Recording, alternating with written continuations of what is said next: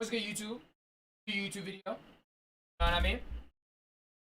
I mean my fries and oh my, come on, just stop. Stop. I'm definitely taking. I'm one of those. But yeah, remember Holes? Remember that movie Holes? You know what I'm saying, with Shia LaBeouf and I know Zero's your own name. It's not coming to mind right now. Fuck, it's not coming. Flashbang. Not coming to mind right now. But yo, this movie was goated. Classic. I don't care. This is a Disney classic. Literally. This is a reminder before the reminder. Make sure y'all like and subscribe to the channel. You know what I mean? And I'm not talking about his channel. Fuck him. Fuck Jordan. You know what I'm saying? My channel. My video. Like and subscribe to my video and my channel. Do your jobs. Get into it though. Wait, remember Holes? Well, I never been to camp before. Dirt, shovels, venomous lizards. Digging holes in the desert sure sounds like the perfect setting for our classic Disney film here, Holes. In fact, 20 years ago from the day I posted this video, April 18th, this film originally hit theaters, and nothing has made me feel more old than knowing that I went to see this film opening weekend in 2003. But this video isn't about my realization that life moves too fast for me to catch up to it. We are here to celebrate this film in general. Essentially revisit it, see how it holds up, and learn about some fun extras along the way. What we aren't going to do is compare it to the book, which has the same name, Holes, because it was something we read as a classroom in school, and if anyone picked me for popcorn reading, ooh, I was not a happy camper. Speaking of not so happy campers, Holes tells the tale of kids at a juvenile detention camp that they are sent to instead of jail, where every day they do what the title of the book says. But it's so much more than that, filled with a generationally entangled family curse, a harsh look at the reality of our past, and even some CGI lizards. This movie has it all. As someone who is both a fan of this movie but who also hasn't watched it in at least the past decade, I felt nostalgically drawn towards giving it a rewatch, and wow, there is a lot to talk about here. So let's take a look at the star-studded, dirt and dust-filled world of Holes. So, where's the lake? Couple things to note right off the bat. First, this was the early 2000s, and there was one TV kid actor that was starting his rise, and that's Shia LaBeouf. This was his biggest movie role away from TV yet, putting him center stage coming right off the incredible television run of both the entirety of Even Stevens and his heartbreaking performance for the TV movie for Disney, True Confessions. If you haven't seen that movie, please watch it. Disney wasn't done with Shia just yet, and with Holes, well, Disney knew how to bring their Disney Channel audience to the theaters. So right away, some pretty great casting for your main lead, at least for the main lead of the kids in the film, as they also have heavily marketed the adults that would appear in the film, I guess in a way to sell it more to parents coming to see the movie. Because trust me, there weren't any 9-year-olds clamoring to see Jon Voight in the role of Mr. Sir. You think that's funny? But in saying that now as an adult and a film enthusiast, yeah, this cast is pretty stacked here. Sigourney Weaver, Jon Voight, Patricia Arquette, Tim Blake Nelson, Henry Winkler, Eartha Kitt, the list just goes on. The director I don't of the know film, none of Andrew these Davis, niggas, bro. was pretty much known for more action-based movies, so when it came to agreeing to direct Holes, it was something that he felt could offer a more creative venture, that he knew he was capable of doing. He even got the author of the book, Louis Sacker, to jump aboard and worked closely with him to adapt the book into a screenplay, and how it should all be paced. So then it was time to shoot this sucker, and to make things more fun, this film would shoot for 10 weeks in the summer of 2002 in California, with a lot of it being outside in temperatures exceeding 120 degrees Fahrenheit. Things were going to get sweaty, but one of the biggest changes that people will point out from the book compared to the movie is the look of the main character, where throughout the book he starts off heavyset, continuously losing weight as the story goes on from sweating and working in the heat all day. But for the production, they decided to have the main character just already be skinny, as they couldn't ask that kind of demand from a teenager over the course of the shoot to lose a significant amount of weight for real. Finding a chubby boy that could then toughen up and lose weight was, virtually impossible to ask of a teenager. Dang it, did I just compare it to the book? My bad, I'll try not to do that again. But let's get into the movie itself, as we start out with some holes being dug in the desert, showcasing how dirty and dusty this film is going to get. We see a group of kids in jumpsuits digging their own holes, as the heat is really starting to get to them, as we notice how limited their water supplies are, which clues us into the nicknames that these boys have. I'm sorry, I completely forgot that I was recording. I'm immersed in this video because this was a very nostalgic movie for me as well. You know what I mean? This was very nostalgic for me as well. And these fries, like, come on. Oh my. About to...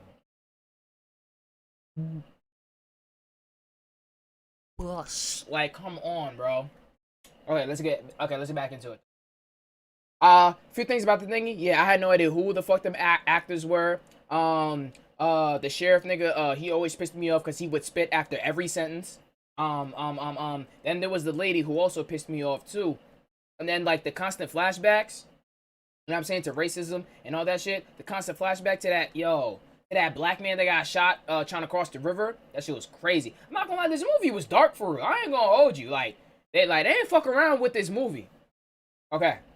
As we focus here on a character who's nicknamed Barfbag, who purposely goes and gets bitten by a rattlesnake. 1, the hospital would be a way better place than here, and 2, it's not the worst thing that can get you out there. This cuts and transitions us to a pair of shoes flying through the... And imagine how being in such a horrible situation, you on purpose get bit by a rattlesnake. I'm not gonna hold you. Would y'all? If y'all in Juvenile, and you're literally, like, out in the middle of the desert just digging holes, for real. Like, would you, like, you know what I'm saying? Like, you see a rattlesnake right there, you just like, fuck it. Bite me. Like, nigga, I'd rather be in a hospital than here. You know what I mean? The air as our main character Stanley Yelnats IV, the last name's just Stanley backwards, as all the boys that continue down the generations take the first name of Stanley, and this Stanley is Generation 4. Now, which starter is he going to choose? My bet is on Piplup. A water Pokemon may come in handy in just a bit. These flying shoes end up landing right on him, and we hear narration about there being some sort of Yelnats family curse, specifically about being at the wrong place at the wrong time. So naturally, on his way running back home after being gifted from the heavens these shoes, he gets stopped by the police as they assume he's the one that stole these shoes, which we would find out shortly why these shoes would warrant a very aggressive response coming up. At his place with his mother, father, and grandfather, we see a messy household, with his father trying to come up with the perfect remedy for getting rid of foot odor. So there looks like there's a reason to at least have so many random pairs of shoes in the apartment, but the men in the family are very superstitious of the Yelnats curse, and young Stanley heads to court over this whole incident and is sentenced to 18 months at... I'm not gonna hold you. 18 months over a pair of shoes is fucking... That's like 18 months, bro. Hold on, 12. Oh, it's 8 minus 2. A year and 6 months, nigga? Like, bro, this is like really a year and 6 months for some stolen shoes? Dragged it. Camp Green Lake, a if he was black, he would have got the death penalty. I'm sorry, I'm playing. It's not about race. It's not about race. Juvenile correctional detention camp facility. I don't know if there's any other words I can add to emphasize what it is at this point. That is located in the middle of the desert instead of him being sentenced to the slammer. So now Stanley heads towards the camp in a Texas youth bus as we see what seems like a tiny town, with everyone in orange jumpsuits and nothing but holes around the camp for miles. Condemned to the desert. Dig here. And seeing how far those holes were from the camps and stuff, I'm like, yo, you niggas would be walking that far? There and back? I'm not gonna hold you. That's like, really, bro? Like, how was nobody dying? Monday at 8, 7 Central. Upon Stanley's arrival at Camp Green Lake, he notices that there's actually no lake at all, and he meets the warden, or who at first we think is the warden. He's more of the right hand to the warden, who has all of the power when the warden's not around. He's a tough, no-nonsense person who makes it very clear how serious this place is, and just how awful it's going to be for Stanley, noting that there are no fences around the perimeter, no guard towers keeping watch, just miles and miles. All I'm saying is, one thing I don't get about old people, last pause for like the next 10 minutes. But all I'm saying is, what I don't get, take your fucking time. What I don't get about old people is how, like, the older you get, the less they start fucking with water. If I'm over here, and I already drink water, that's literally the only thing I drink right now. You know what I mean? At this point in my life, water is the only thing that I drink 90% of the time. If I'm in the middle of the fucking desert, nigga, all you got is beer and milk in the damn fridge? Like, bro, I know you shitting, like, mud, bro. I'm just Miles of saying desert something. with various deadly animals shit's and mud, insects bro. with no water source for quite some ways out. You'd be eaten by vultures before you'd even make it that far. But at least he's not in jail, I guess. Boys, the rules are simple. You are to dig one hole each day that is 5 feet deep and 5 feet in diameter, no more, no less. But we are clued into a few things about the deadly creatures out there. Whereas we already know about the rattlesnakes being a problem, but those guys aren't the scariest critters out there. We are warned about the yellow-spotted lizards, which have a nearly instant effect of causing death after biting you, and they can also be pretty aggressive. We will touch more on this later when it's important, but foreshadowing sure is fun. We also meet the next person under this not warden guy, whose name was Mr. Sir, by the way. So here's the camp counselor, Dr. Pendansky, who comes off pretty nice right away when we first get introduced to him, being the softest one of the adults yet, but still having this nasty side to him as we get introduced to the other campers, specifically D-Tent, where Stanley will be taking over the spot that Barfbag had, as the doctor dishes out a dose of being an annoying adult that picks on kids for them not being so smart, aiming most of his jokes at a silent kid named Zero. But yeah, we get to meet the whole crew: X-Ray, Squid, Armpit, Magnet, Zigzag, and of course, Zero. All of these are their nicknames, as Pendansky only refers to them as their actual names, which always pisses them off. And as we'll see Stanley later on use one of their real names and get a swift lesson in never forgetting to use their nicknames, as he starts to realize more and more how much this place is going to suck. Something is off about Zero though. Aside from getting picked on by the counselor, he just doesn't talk. And that is until he has this weird interest in Stanley, finally speaking up as the rest of the group are all in disbelief that Zero said something in general. He asks further about the shoe incident as Stanley was speaking about his story of why he was in here in the first place, as we learn that the shoes he got in trouble for stealing belonged to Clyde Livingston, a pro baseball player who donated these valuable. Okay. Now it kind of makes sense why they gave so much a fuck about the shoe. Like, an actual professional sports player donated it to a charity, and they eventually went stolen. Okay, it makes sense why.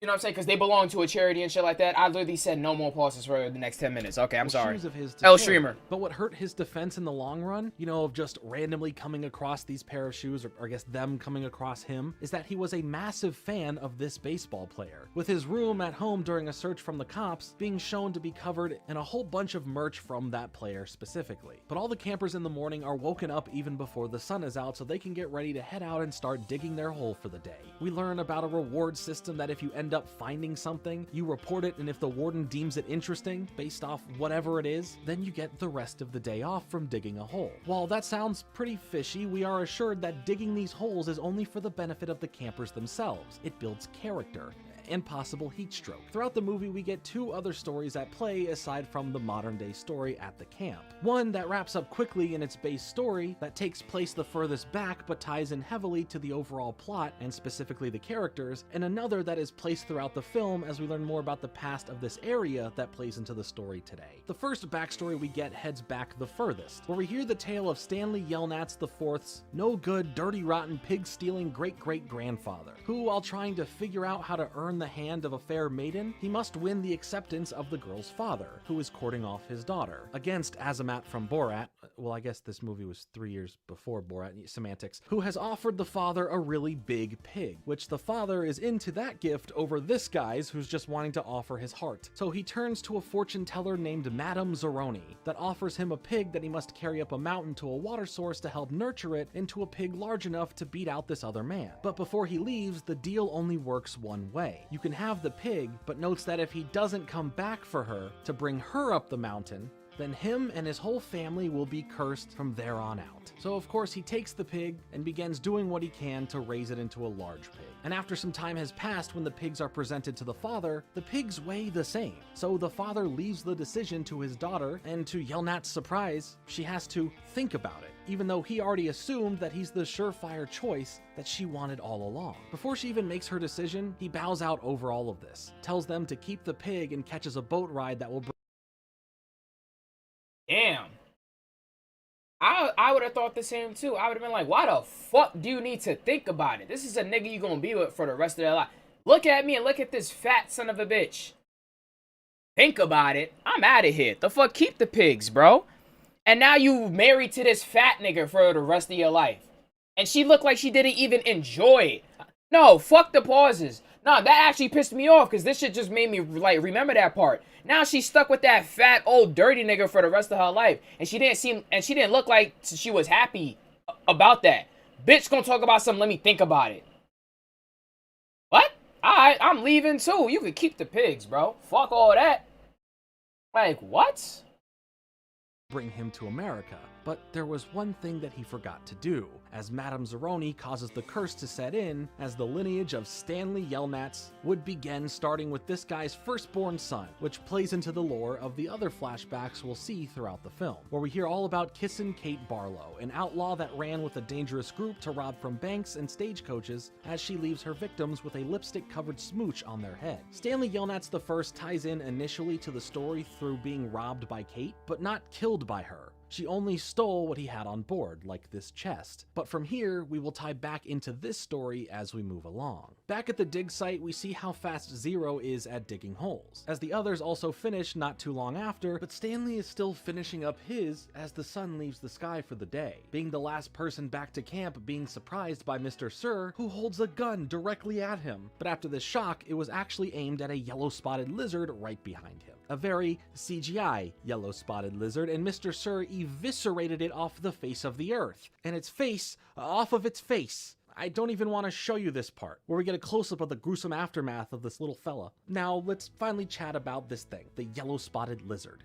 Well, here in the film, these Texas-based lizards, well, they aren't real. And for shooting this movie, they worked with real lizards that they brought in that had a certain look to them, but were not yellow-spotted, nor were they a threat. And they ended up mostly having them in the film as CGI or random set dressing, so it is what it is. But yellow-spotted lizards are technically real, except they look like this, and they are more so found in Central and South America than North America. But they are venomous, so that part at least still checks out. There's a little fun animal fact for you today. But now the days start coming and they won't stop coming, and more holes are dug, with the narration backdrop of Stanley writing to his mother about his experience here, as he lies about it all, mentioning how it feels like a regular summer camp, and it's fun more so than a prison. But this was all in the effort of making his parents, specifically his mom, not worry about him. He doesn't want to cause more stress as the family is dealing with— Nigga, I want y'all stressing about me.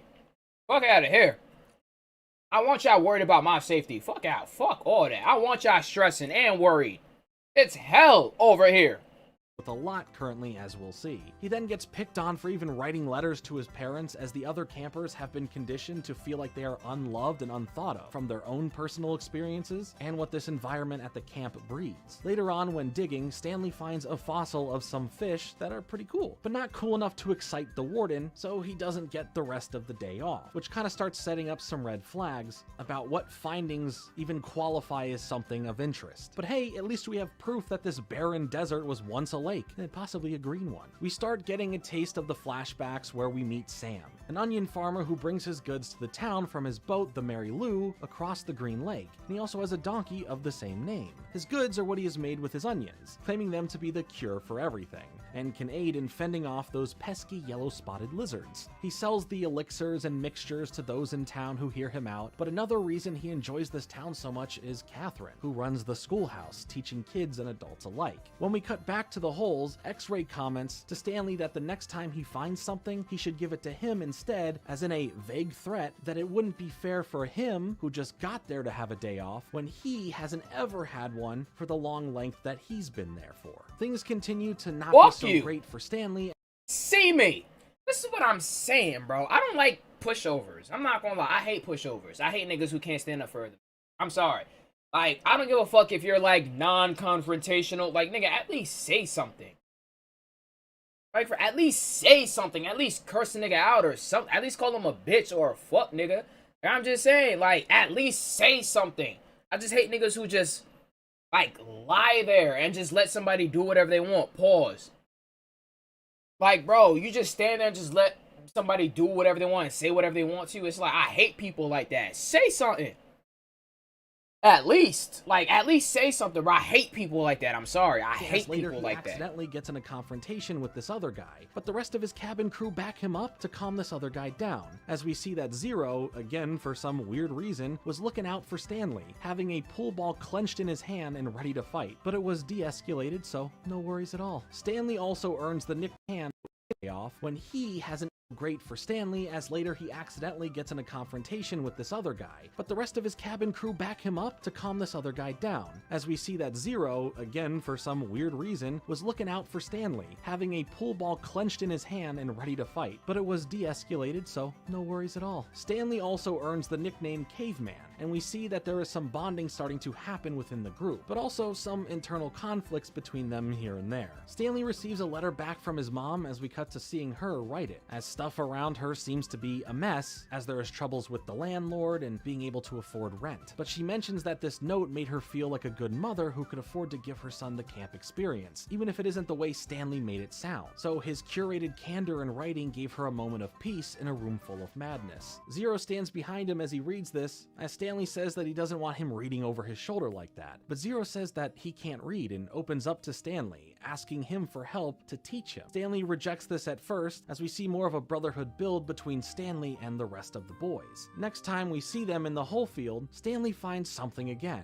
This time at first looking like a bullet, but really turns out to be a lipstick container with the initials KB on them. Reluctantly, Stanley lets X-Ray take it, but tells him to wait before turning it in. Since they've already worked so much of the day already, just wait until early the next day to claim you found it so you can get the whole day off. So he does just that. The next morning, once it's turned in, the warden comes to check it out, and we see that this is something in relation to what she thinks is worthy of a day break, and our clue into why they are digging the holes aside from character building. Because of how great of an item she claims this to be, she sends X-Ray back to the camp, and everyone working still gets their cantinas refilled with water before they come together as a group effort to start digging one giant hole in that area where this item was found, or where X-Ray pretends he found it. This also gives us our first real moment with the real warden, and how on a dime she can go from seemingly kind and reasonable to mean and demanding. The mean part is taken out on the counselor, as she shows the rest of the campers some love, like longer shower privileges and a nicer dinner. It's a pretty sweet deal. But what can this giant mystery be leading up to? Something is off about them all having to dig in one central location together now, and the warden seems to be on some sort of mission. We enter another flashback to see Sam once again, who is eyeing Catherine, as the two then show a nice rapport between them, which quickly becomes flirtatious as he starts helping her fix up the schoolhouse, as she starts giving him some of her jarred peaches, just as a thank you. Remember those, they will be on the test. We also get to see Mr. Walker, a wealthy, spoiled prick who has a liking to Catherine, but is also a complete jerk, especially during her night class that was helping adults get better educated, where he mocks one of them by saying, "Duck may swim on the lake, but my daddy owns the lake." And even after that, he asks her out on a date, but of course she rejects him, and then building up some suspicion that Sam has been spending a lot of time with her. Sam keeps helping her out with fixing stuff up, saying, "I can fix it," as she finds more things for him to work on, coming to her once again when she was crying, saying, "I can fix it," as they share a passionate kiss. But who's that out there in the window, being rained on? It's none other than Mr. Walker himself, where we later cut to Sam not being around, the schoolhouse being lit on fire, and a distraught Catherine running to the sheriff for help, only to find a drunk man who tries making a move on Catherine and mentions that they are hanging Sam. During this time, the sheriff mentions that for him, a black man to be kissing a white woman is illegal, and she responds that she should be hung as well, as she kissed him back, where it's then noted that it's not illegal for her to do that. No one at this time in any position of power. That is crazy. If a black man kisses a white woman, it's illegal. But if she were to kiss him, it's not illegal. So what, he dies? It's like, so what if she kissed me first? I die? Like, what the fuck? Arms, man. Arms, bro. Damn.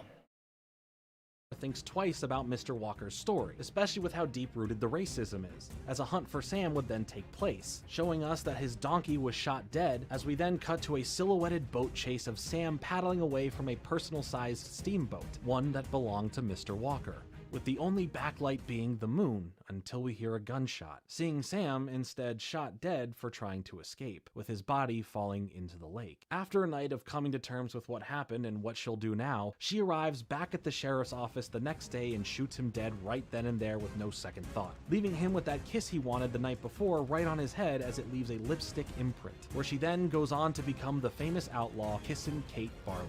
The lipstick we found earlier, no doubt, was Kate's. Holes, starring Shia LaBeouf of Disney Channel's Even And Stevens. hey, At least we got some type of closure from that, but I wish that other nigga got it too. I ain't gonna hold you. That's fucked. I'm a math daddy, you know, and I play armpit. This is all you jackasses got to show for it. After nothing is really found in the digging location, they all are ordered to go back to their own holes as the next day, one of the boys steals Mr. Sir's sunflower seeds. Then as he turns his truck back around after noticing that they're gone, Stanley takes the fall for all of them as the bag was poorly hidden in his hole last second. Without snitching, he gets pulled away with Mr. Sir and they head back to the warden's office, as they now have a conversation with her, and the warden seems to be playing more calm and quiet as tension starts to build. Mr. Sir is all proud that he is disciplining him, but mentions that he thinks he's just covering for one of the others. The warden starts talking about rattlesnakes and their venom being harmless in some ways, as it's mixed in with her nail polish. I guess just as a quirky, maybe evil person thing, but in reality, we do get this scene.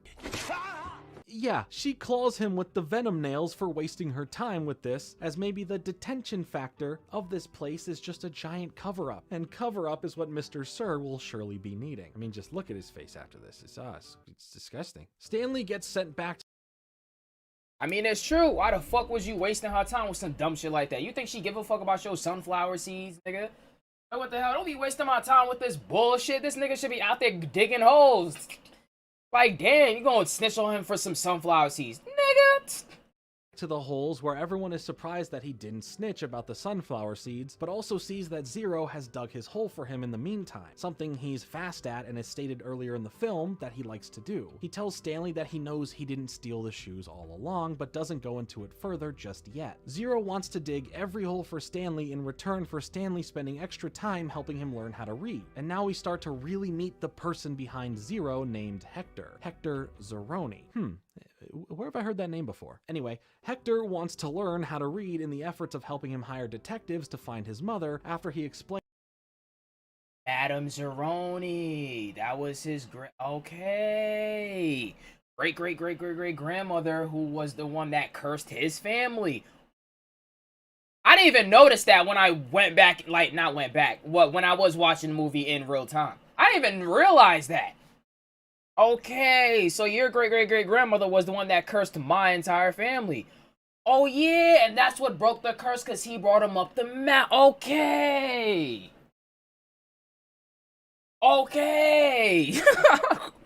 Makes sense.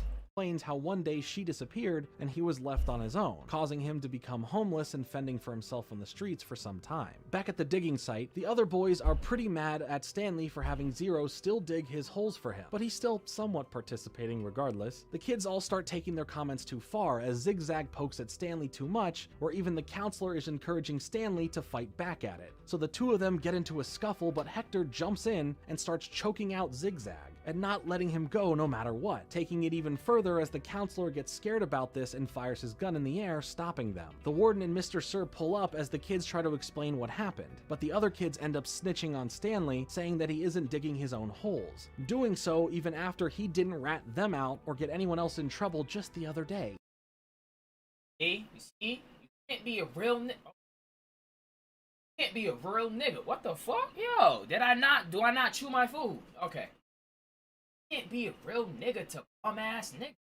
Hector gets pretty heated as the counselor picks on him some more for not being smart, thinking that Stanley teaching him to read is useless and a waste of time. So Hector gets handed a shovel from him to get back to work, but the comments go too far and he smacks him in the face with the shovel. I mean, that's what I would have done too. I'm not gonna lie, none of y'all niggas ain't doing shit. I'm not gonna lie, if you ain't got a gun, you not doing nothing. I'm not gonna hold you. Like, I'm gonna do my job and shit, but if you really think that you just gonna be clowning me and disrespecting me, bro, you gonna get that shovel to the face for a fact. For a fact. Even though I think that would probably give a real life person a concussion, yeah, you getting a shovel for a fact.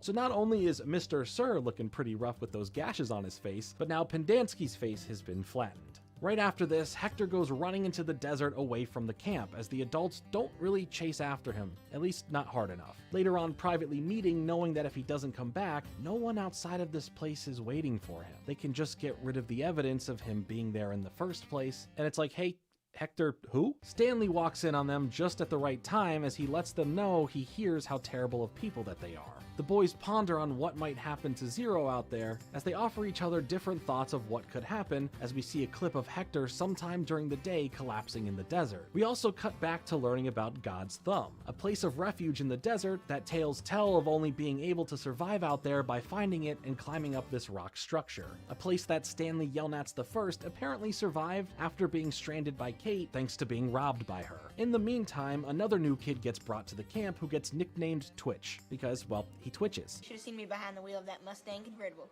But he's there for stealing cars and joyriding them. So Stanley silently starts putting together a plan. When they all head out the next day to the holes, the rest of D-Tent starts to distract Mr. Sir for a moment, as Stanley gets inside of the truck and has Twitch tell him how to operate it real quick as he pulls off, dragging Mr. Sir for a bit before he ultimately crashes the truck into one of the holes, as then he just takes off on foot into the desert after Hector. On the lam, we get to see some brief looks into the dangers of what we were warned about. This whole time with a beating sun shining bright, yellow-spotted lizards owning the territory, and skulls of animals picked apart by vultures laying around, as we see what seems like story content for the audience of footage of Sam making a journey through the desert with his donkey. But if we look back to when Stanley is arriving into the desert and he sees a man we don't know yet at that time, and his donkey, it serves as these desert visions that symbolize and showcase the dark past, as we, along with Stanley, understand it through these storylines of the past and finding the connections in the modern day, leaving you to kind of infer if Stanley is having these visions or if they're just trying to serve the audience. Eventually, Stanley finds a flipped over wooden boat that he checks underneath to find Hector surviving from the heat in there. While there is no water to drink, there are some jars that contain something that Hector calls sploosh that surprisingly tastes good,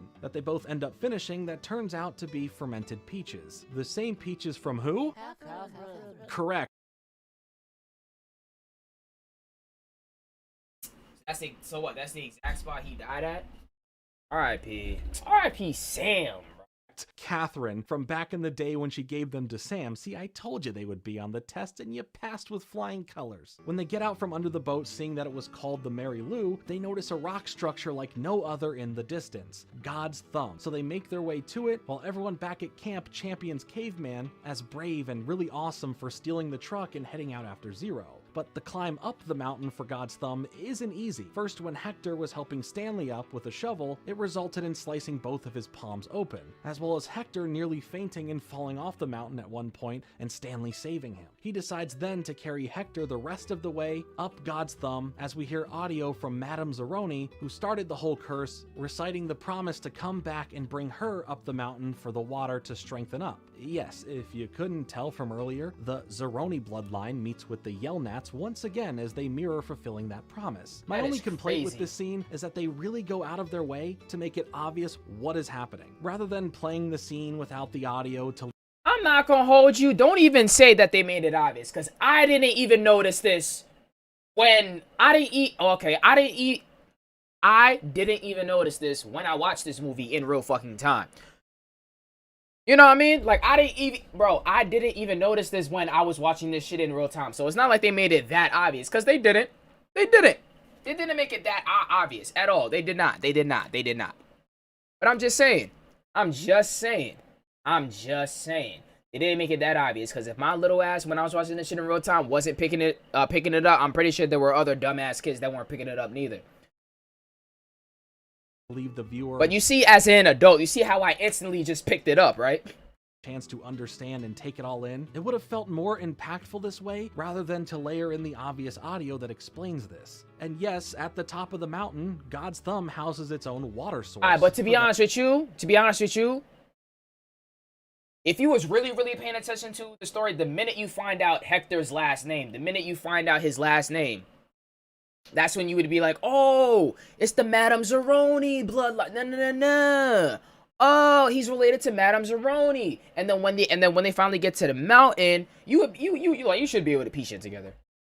them to drink from, quickly bringing Hector back to better health, as they also discover Sam's onion farm, nestled in its own sanctuary, as when they eat it, they instantly start feeling better. Remember, those onions have the power to cure anything. We see some symbolism referring to the curse being lifted, and the promise in a way of the Yelnats helping a Zeroni being completed. We immediately see this as when we cut back to the Yelnats' apartment, Stanley III finally figures out the perfect mixture to make his foot odor spray work, being the blend of none other than peaches and onions. How genuinely poetic. But it also will be more poetic shortly. Zero then mentions to Stanley that it was his fault that he's here, as he was the one who stole the shoes, not for value but for necessity of surviving in the streets, but got scared when the cops were after him, throwing them off a bridge and right onto Stanley for his troubles to start being at the wrong place at the wrong time, being the direct result of a Zeroni. Hector would eventually be arrested and sent here for stealing shoes from Payless. I guess he really did pay less. Stanley isn't mad though. He considers it destiny that it all happened, and when you connect every generational dot, yeah, their family bloodlines are intertwined in fate. Back at the camp, Stanley's attorney is there and not happy with the camp or how it's run at all when she's informed that Stanley just isn't there and now knows that something's up, being angry and Oh yeah, because even though Hector had nobody on the outside to worry about him, Stanley definitely did. That Stanley He had a whole family, a mom, dad, you know what I'm saying, who had a lawyer and everything. Fuck all of that. There, and now knows that something's up, being angry and promising to return with a court order to figure out everything that the camp is not telling her, and to a further extent, find out more than she bargained for. Stanley, for some reason, was going to be released, but we don't know what is fully happening just yet. But these two here continue their shared moment of feeling at peace for once, and enjoying that they found this place. Stanley also says he feels lucky, and says let's dig one more hole, as we then get treated to one more flashback for Kissin' Kate, as this time, Kate is sitting against the flipped over Mary Lou, in the now dried up Green Lake, as she is approached by an hallucination of Sam greeting her, as what feels like a message from beyond, before then being approached by the man who started this, Mr. Walker, and his company, who used to be a former younger student of hers, which makes it even creepier. But they corner her with weapons drawn as she acts all nonchalant, not giving up the details of where she even buried all of the riches she's acquired over her outlaw spree, choosing to die with these secrets as her life feels at its end, grabbing a yellow-spotted lizard that crawled out from under the boat and taking a direct bite from it as she fades from our plane of existence, dying in the same spot Sam did. Stanley has this idea of the kiss, meaning it marks the spot, so the lipstick in that case, representing the kiss, with him knowing now where to look, which was the original hole he dug and marked with a rock, which was where they didn't look during the group dig from before. And eventually, when looking, they end up hitting something that turns out to be a locked chest that they pull out, while at the same time the warden, Mr. Sir, and the counselor appear, but before they take it from the boys, a group of yellow-spotted lizards crawl out all over them, as well as the chest, in a stalemate of nothing happening for now, as they just sit around. This whole thing is happening. It's just been amazing. God damn. One of the joys of making the movie to me was working with Louis Sacker. They aren't biting or attacking the boys because of the onion being this safe repellent for them to give the yellow-spotted lizards no interest. But the adults can't do anything about this right now. They tell Stanley that he was supposed to be set free, his attorney came by and they cleared him of the crime, but since he wasn't there, he wasn't released. The warden gives us a flashback of her own, where it shows that her grandpa was so obsessed with digging holes in this area and finding Kissin' Kate's treasure. I'm tired of this, Grandpa. Well, too damn bad! This is a iconic meme now. I'm not gonna hold you. I'm tired, Grandpa. Well, that's too damn bad! With digging holes in this area and yes. finding Kissin' Kate's treasure. I'm tired of this, Grandpa. That's too damn bad! Well, excuse me. And the reason he's so obsessed? Well, it was none other than Mr. Walker himself, making the warden his granddaughter, and now equally as obsessed with finding that very chest right there. The amount of tying everyone's story in just works so well, and genuinely not one reveal or connection feels forced, but quite plausible actually. Now with the sun coming up and the stalemate still stale, the court system comes riding in deep as they confront the warden and her underlings and see Stanley held there along with all the lizards. But when the warden starts lying about everything, Stanley just shakes off the lizards, fully calling her out, and so does Hector. Especially when she tries to take the treasure chest, Hector speaks up. Thanks to learning exactly how to read, he says that the chest says Stanley Yelnats on it. The very chest Kate stole from Stanley Yelnats I, making it this Stanley Yelnats property now, which eats away at her. The law now gets jurisdiction over the camp and fully begins their investigation into what is happening here. Stanley says he won't go home though unless Hector comes with him. So as they agree to this, we find out some revealing truths, and that these three are all placed into custody, especially with Mr. Sir getting his name revealed as Marion, and that he was under probation and not allowed to own a gun, getting him in even more trouble. But for the endangerment of the kids and the unethical labor they were put through, they would all be in big trouble and the camp would be seized and shut down, with all of the campers being let go and set up with their own real counselors. But before we leave the camp, a miracle happened. It finally rained for the first time in forever and started drenching the dry land once more, as the most satisfying thing also happened when the warden pleads one last time just to see what's in the chest, to fulfill her knowledge of just knowing it's real or not. Stanley denies her of that, leaving her treasure hunting madness brain to rot in a cell somewhere. Now back at Stanley's apartment, free of being in that camp along with Hector there, they all together open the chest, and shoot, it's actually filled with crazy amounts of loot with treasures beyond their imagination that would be worth millions, as Stanley makes sure that whatever it equals out to, Hector is entitled to half of it, which they all agree to, of course. Pushing forward a little bit, we see a bus station where Hector did end up figuring things out to get the best investigators he could to find his mother as she arrives there, explaining that she's been lost from him just as much as he's been lost from her. In the end, we all see that the Yelnats and the Zeronis are now intertwined once again as neighbor and neighbor, living a better life what's up. with nicer houses. Neighbor and neighbor, they got that nice ass lawn, nice. Hey man, I like how shit just works out for people, but yo, RP Sam, bro. Real nigga. I can fix that. Jesus. Little southern accent and shit. And accommodate gatherings of friends coming over. All the kids from D-Tent come over for this get-together, trading in sweating in the desert to playing in the pool instead. Clyde Livingston has made amends with both Stanley and Hector, and hey, yo. What the fuck is this? is even working with the families as he becomes the spokesperson for the foot odor spray Stanley Yelnats III. Oh, that's the foot odor market, spray. all coming together with the name Sploosh, bringing that combinations of peaches and onions representing Kate and Sam with the name that Hector Zeroni came up with for the product invented by a Yelnats. It all connects them and represents them. It saves the Yelnats family from their financial issues post-curse, beyond just the treasure chest, and it builds Hector a legacy for him and his family, as they honor the past, as the brand that they create that owns Sploosh is KB Industries. Green Lake was closed down and would possibly come back as a girls' camp, with it never being able to become what it once was before. We end the movie on a statue in the front yard of the house where it is holding up a shovel, as the rest of the story elements that we may not have seen on screen or had in detail explained are written off as the holes that you just have to fill yourself. I guess you have to fill in the rest of the holes yourself. There's also this fun little post-credit scene with Hector quoting Madame Zeroni about cursing the family. For always and eternity.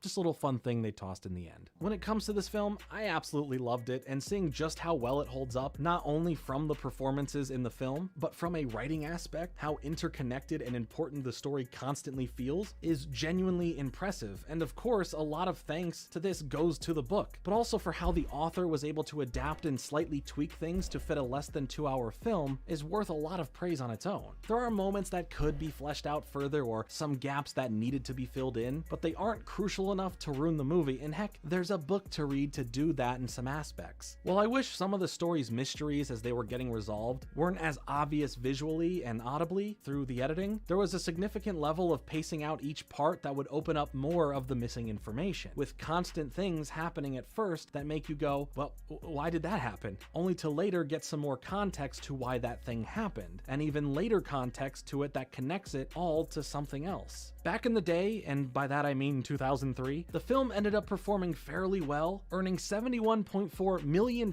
at the box office, having a $20 million budget to begin with the film living on to become a classic for the generation of kids that would grow up with it and hold on to it fondly. But from a critic's standpoint, it reviewed very well, with some being surprised, thinking that it would be something more kid-focused and juvenile than it turned out being, having more mature themes, tackling more important topics, and telling a compelling narrative. But this film was almost something else. Before Andrew Davis would get on board to direct this movie, another director was initially going to adapt the book into a film, but Disney got more than they bargained for as they were working with Richard Kelly, who at the time was writing and working on this film that would come out in 2001 called Donnie Darko, which would become its own cult classic. The problem with that is that the script that he would end up writing in 1999 for Holes became something so drastically different from what the Holes book was, both in tone, age demographic, and even the setting, putting the film into this post-apocalyptic era, sometime after some war, where the characters in the movie are speaking in philosophical tongue, mixing in extremely vulgar moments with visceral violence, leaving the only true similarities to the book are that the holes, well,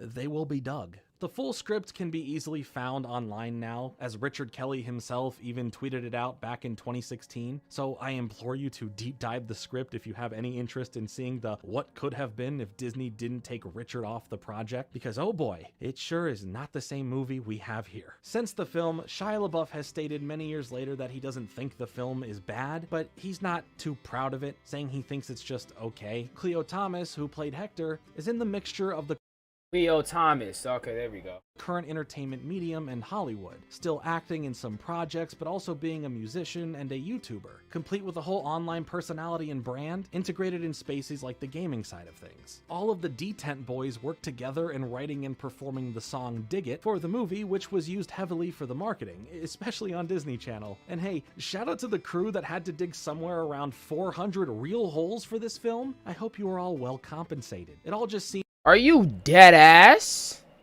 I mean, I'm not gonna lie. Like, I thought some of them shits was CGI to keep it a buck. Like such a great effort putting this whole production together. Damn. Having Lewis being involved to bring in the creator of the story made it feel that much more authentic to what he originally wrote. It surely wasn't the easiest shoot, with long summer days filming in the heat, with Cleo even getting a heat rash at one point, and for Shia, he was double busy filming for this and the final season of Even Stevens. It just turned into a labor of love, with legacy actors wanting to actively be a part of this story. Kid actors who put in great performances, and a director proving that he's not just an action filmmaker. While Cleo has noted that he'd love to be in a whole sequel movie where it focuses on the way the characters have used their riches over the years, because, well, who wouldn't want to get work? There technically is a sequel to Holes, the book, kind of. It's more of a companion piece written by Lewis as well that brings you a survival guide to Camp Green Lake. Speaking of survival guides, I have a big Ned's Declassified School Survival Guide video coming soon. But as far as Holes, I'd love to know your personal thoughts on the film. Do you think it holds up today? Is it one of your favorites? Tell me all of that in the comments below. Thanks so much for watching. Like and subscribe for more.